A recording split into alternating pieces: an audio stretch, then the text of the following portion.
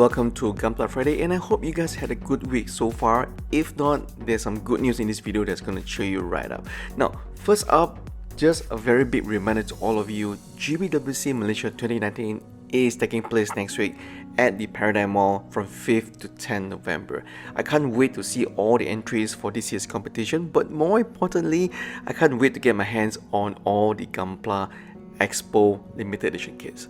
The ones on my list is the GM Sniper 2 clear color, the RG Gundam Astray Gold Frame Amatsu, the Real Grade Sazabi clear color, and also the SDCS Zeta Gundam clear color as well. So let me know what you guys looking forward to in terms of the Expo kit limited edition.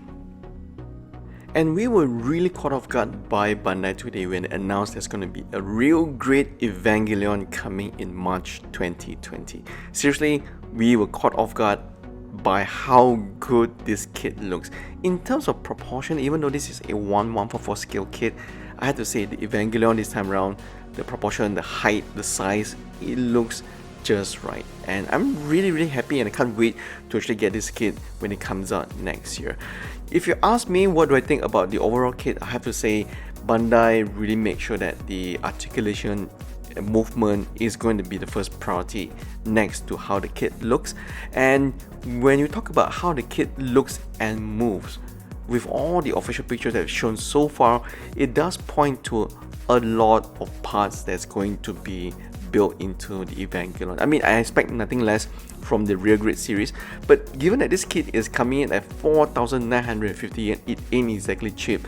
But what I like about this kit is, there's not going to be a lot of decals. As you can see from here, even the eyes itself is made out of part. So there won't be a lot of decals. There will be some decals, but we're not sure what decals exactly go where. Probably the Nerve logo somewhere on the chest or somewhere.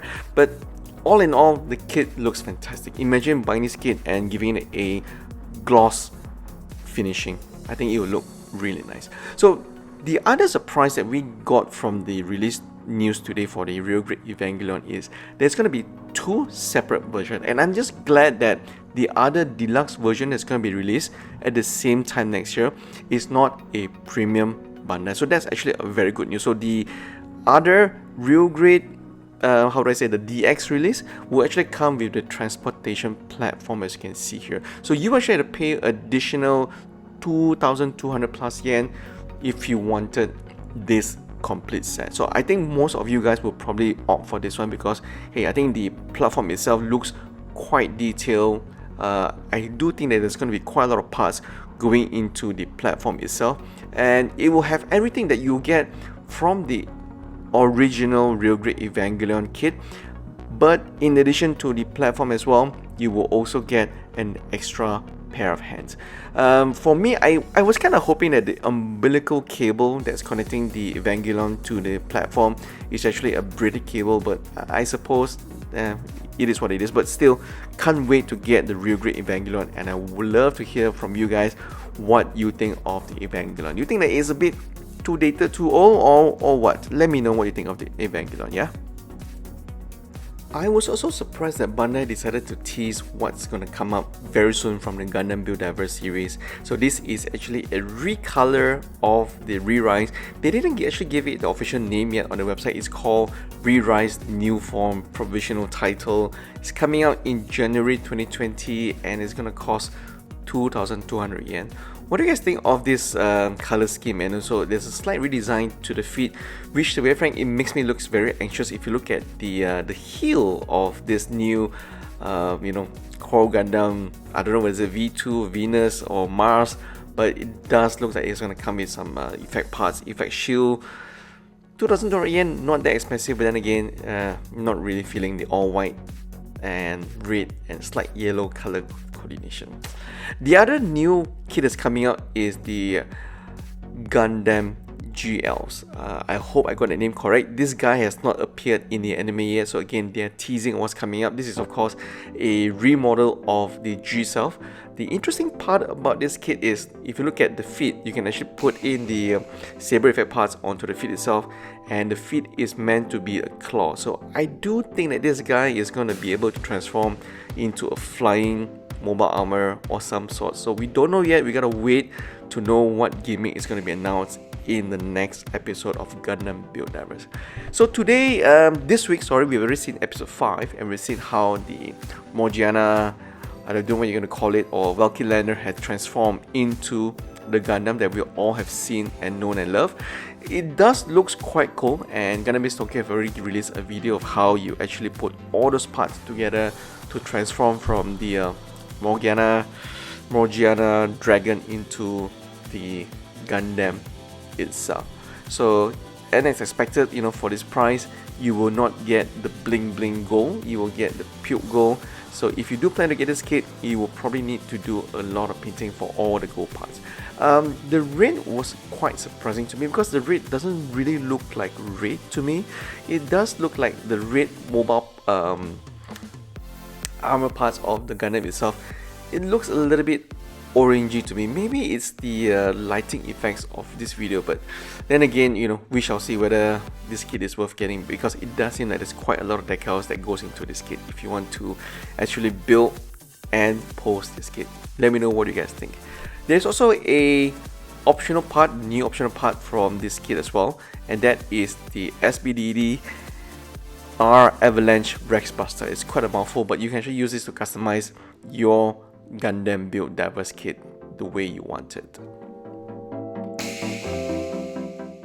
And quite possibly another surprise to us this week was the announcement of a 160 scale Mazinger Z Infinity version. I actually bought the original 144 scale kit, and it's still in the box. I have yet to build it, and now that Bandai is releasing a 160 scale with new gimmicks, where you can see you can actually fold the jet scrander with a new articulation gimmick, it's seriously something that I would definitely buy next year in March 2020. So it does seem like there are quite a lot of cool stuff that you need to pre-order now to get it when it comes out in March 2020.